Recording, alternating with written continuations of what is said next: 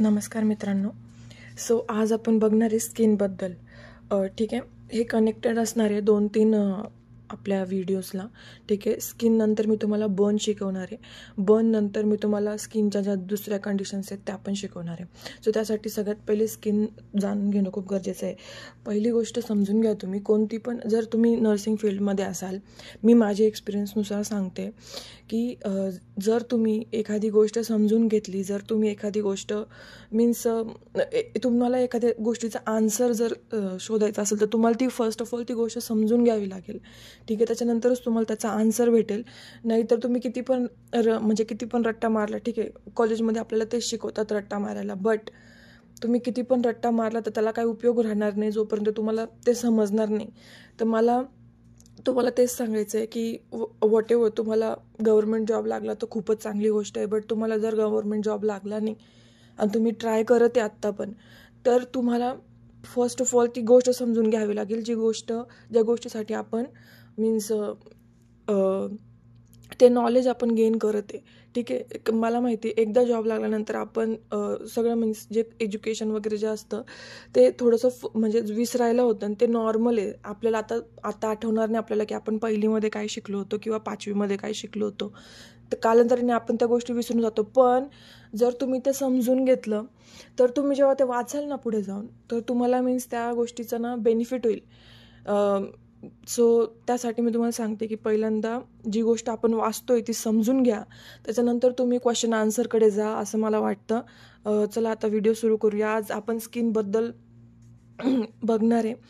Skin हा आपल्या बॉडीमधला एक विजिबल ऑर्गन आहे. ठीक आहे. इंटरनल और आउटर ऑल्सो.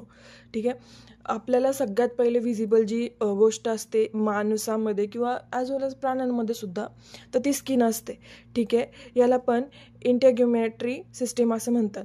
ठीक आहे. ॲसेसरी स्ट्रक्चर असतं याच्यामध्ये. कोणकोणतं तर केस असतात, नखं असतात स्किनमध्ये इन्व्हॉल्व, स्वेट ग्लँड्स इन्व्हॉल्व असतात, त्याच्यानंतर सिबॅशियस ग्लँड ज्याच्यामध्ये ऑइल प्रोड्यूस होतं ना ते याच्यामध्ये इन्व्हॉल्व असतात. तर हे कसं इन्व्हॉल्व असतं हे आपण नेक्स्ट व्हिडिओमध्ये बघू. तर आता आपण बघणार आहे स्किन म्हणजे काय. ठीक आहे. मी जसं पहिले तुम्हाला सांगितलं, its largest organ of the body. म्हणजे सगळ्यात जास्त बॉडी व्यापली कशाने आहे? स्किननी व्यापलेली आहे. ठीक आहे. 60% ऑफ बॉडी म्हणजे वेट, स्किन किती पर्सेंट आहे आपल्या बॉडीचा पार्ट? 60% म्हणजे 16% बॉडीचा पार्ट येतो आपल्या. आणि हा किती एरिया कवर करतो? All over body 1.5 to 2 metre square. ठीक आहे. किती कवर करतो हा बॉडी? 1.5 to 2 metre square. ठीक आहे. आता याचं काम काय? सगळ्यात मेन काम आहे रेग्युलेशन ऑफ टेम्परेचर रेग्युलेट करते. आता ते कसं? आता समजा तुम्हाला खूप जास्त गरम होते, गरमीचा मोसम चालू आहे, तुम्हाला खूप गरम होते. ठीक आहे. तर बॉडी काय करेल? Sweat glands through sweat produce करेल. म्हणजे तुम्हाला काय होईल? घाम येईल, तुमचं जे बॉडी टेम्परेचर आहे ते नॉर्मलाइज होईल. ठीक आहे. हे सगळ्यात इम्पॉर्टंट काम आहे. त्याच्यानंतर प्रिव्हेंट इंटरनल स्ट्रक्चर. आता स्किन कुठे आहे? स्किन आउटर लेअर आहे. ठीक आहे. इंटरनल स्ट्रक्चर म्हणजे काय? मसल्स झाले, ठीक आहे, बोन झाले. त्यानंतर आपले मीन्स जे इंटरनल ऑर्गन आहे ना त्याला प्रिव्हेंट करायचं काम पण कोण करतं? हे आपलं स्किन करते. ठीक आहे. त्याच्यानंतर थर्ड इम्पॉर्टंट काम काय आहे? सेन्सरी इन्फॉर्मेशन प्रोव्हाइड करणे. आता सेन्सरी इन्फॉर्मेशन म्हणजे काय हे आपण शिकू नर्व सिस्टीममध्ये हे आपण शिकू. तर आता आपण काय म्हणतो, आता आपल्याला काही लागलं, आता समजा तुम्हाला नाही का एखादी गोष्ट म्हणजे लागली, तर ते तुम्हाला कसं समजतं? तुमच्या ब्रेनला कसं काय समजतं? अरे तुझ्या बोटाला मीन्स हे लागलेलं आहे. वाया स्किन थ्रू तुमच्या त्या डोक्याला समजेल की तुमच्या हाताला लागलेलं आहे. तर हे सेन्सरी इन्फॉर्मेशन प्रोव्हाइड करायचं काम पण स्किन करते. स्किन एकदम इम्पॉर्टंट आहे आपल्यासाठी. म्हणजे सगळेच ऑर्गन इम्पॉर्टंट आहे, बट स्किन पण तेवढीच इम्पॉर्टंट आहे. आता स्किनमध्ये लेयर्स आहेत. ठीक आहे. स्किनमध्ये इम्पॉर्टंट जे आहे ते 3 लेयर्स आहेत. ठीक आहे. तर पहिली लेयर कोणती आहे? एपिडर्मिस लेयर, दुसरी डर्मिस लेयर, तिसरी हायपोडर्मिस लेयर. ठीक आहे. जी डर्मिस लेअर असते का, ही मेन लेअर असते. आता ती कशी मी तुम्हाला ते पुढे सांगेल.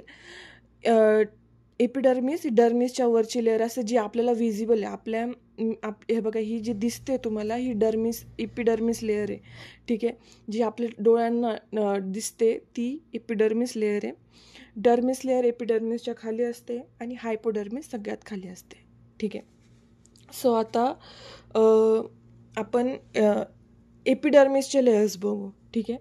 एपिडर्मिस कशी असते, outwards to inwards means outwards to inwards, म्हणजे ही आपल्या ह्युमन डोळ्यांना विजिबल असते. ठीक आहे, आउटवर्ड्स थ्रू. याचे 5 सबटाइप्स इन द सेन्स याच्यात पण लेयर्स आहेत. Stratum corneum, stratum lucidum, stratum granulosum, stratum spinosum आणि स्ट्रेटम जर्मिनोटाइम्स. याला बेसेल्स पण असं म्हणतात. ठीक आहे. तर आता याचं काम काय आहे, आउटर लेअर जे आहे, मी तुम्हाला पहिले सांगितलं outer layer to inner layer आहे. तर आउटर लेअरचं काम काय आहे, टू प्रोव्हाइड वॉटरप्रूफ बॅरियर. ठीक आहे.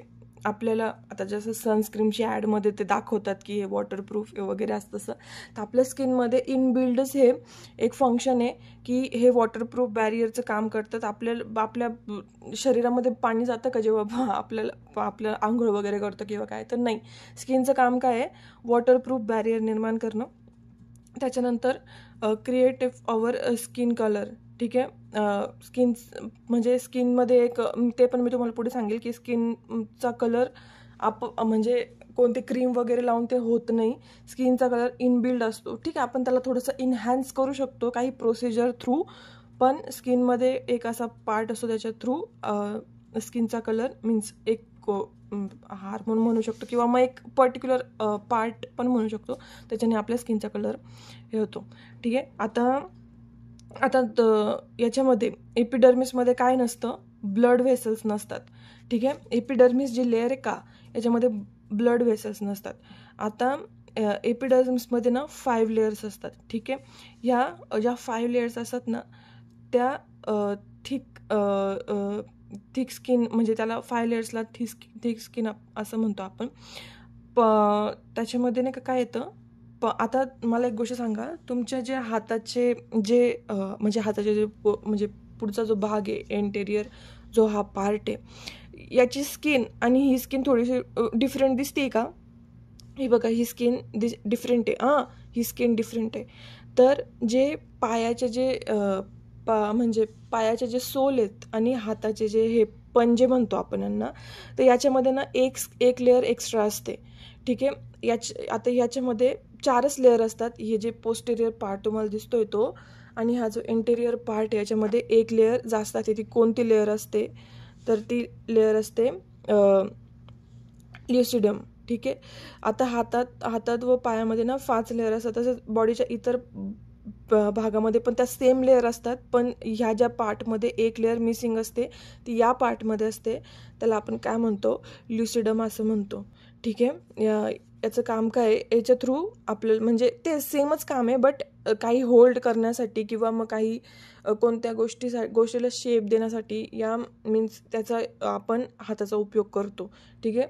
तो समजलं तुम्हाला. आपल्या ज्या पोस्टेरियर जी असते, जी स्किन तुम्हाला आता दिसते, याच्यामध्ये 4 लेअर असतात आणि याच्यामध्ये एक लेअर जास्त असते, त्याला आपण ल्युसिडम असं म्हणतो. ठीक आहे. आता स्ट्रेटम कॉर्नियम. ठीक आहे. जी लेअर आहे जी माणसाच्या डोळ्यांना दिसते. ओके. ती जी माणसाच्या डोळ्यांना दिसते त्याला आपण कॉर्नियम असं म्हणतो. आता सगळ्यात लास्टची जी लेअर असते, बेसल लेअर. ठीक आहे. ही याच्यामध्ये कोणते सेल्स प्रेझेंट असतात, बेसल सेल्स याच्यामध्ये प्रेझेंट असतात. ही जी लेअर असते, ठीक आहे, ही कशाला अटॅच असते, डर्मिसला अटॅच असते. ठीक आहे. ही बेसल जी लेअर असते डर्मिसला अटॅच असते आणि डर्मल पॅपिला जो तुम्हाला दिसतोय, डर्मल पॅपिला, त्याला ही फिंगर लाईक स्ट्रक्चरमध्ये अटॅच असते. ठीक आहे. फिंगर लाईक स्ट्रक्चरमध्ये ही अटॅच असते.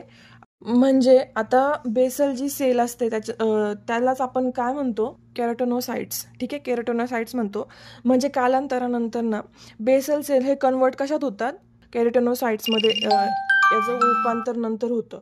ठीक आहे, हे याचे प्रिकल सेल्स आहेत. प्रिकल सेल्स म्हणजे काय, बेसल सेल्स हे नंतर कन्वर्ट होतात किरेटोनोसाइट्समध्ये. ही जी आपली स्किन आहे ही परमनंट अशीच्या अशी नाही राहणार. तर जसं तुम्ही लहानपणात जसे क्यूट आणि एकदम असे पोकी टाईप होते, आता तसे आहात का?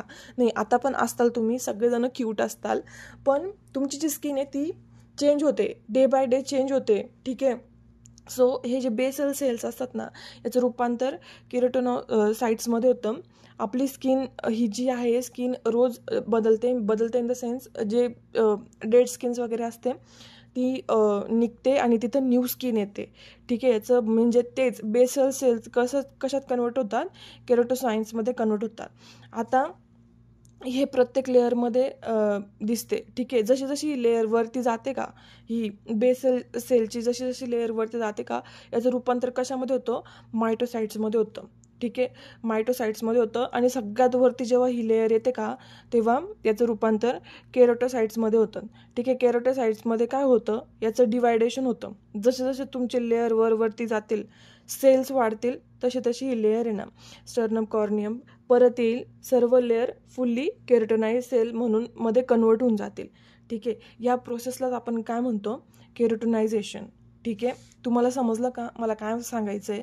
याची मी परत एकदा शॉर्ट बनवेल. ठीक आहे, केरोटोनोसाइट्सचे, तेव्हा तुम्हाला म्हणजे समजेल की म्हणजे एकदम छोटंसं टॉपिक आहे, त्याच्यामुळे याचा शॉर्ट बनवेल मी.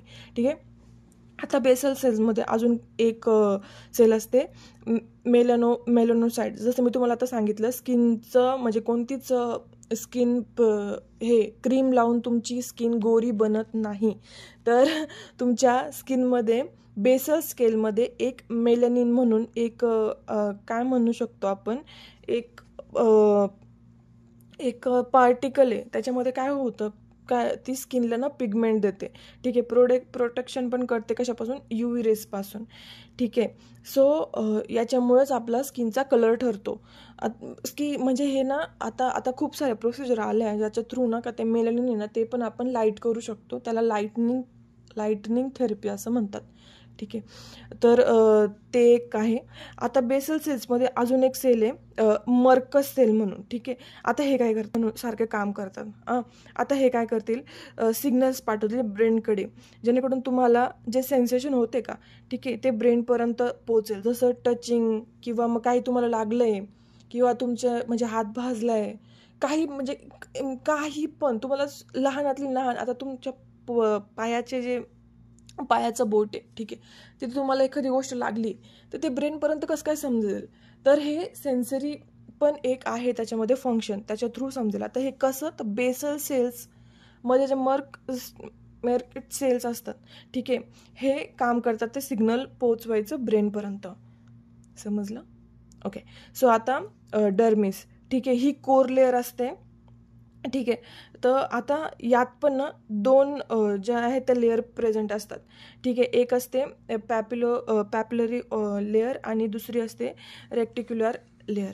ठीक आहे, आता डर्मिस म्हणजे काय, तर ही जी असते, ही जी लेअर असते ही थोडीशी टफ असते आणि इलॅस्टिक नेचरची असते. कनेक्टिव्ह टिश्यूपासून बनलेली असते. ठीक आहे, कनेक्टिव्ह टिश्यू आणि मॅट्रिक्सपासून बनलेली असतात. तर मॅट्रिक्स म्हणजे काय, मॅट्रिक्समध्ये ना कोलेजन असतं आणि इलॅस्टिक फायबर्स असतात. ठीक आहे, मॅट्रिक्समध्ये.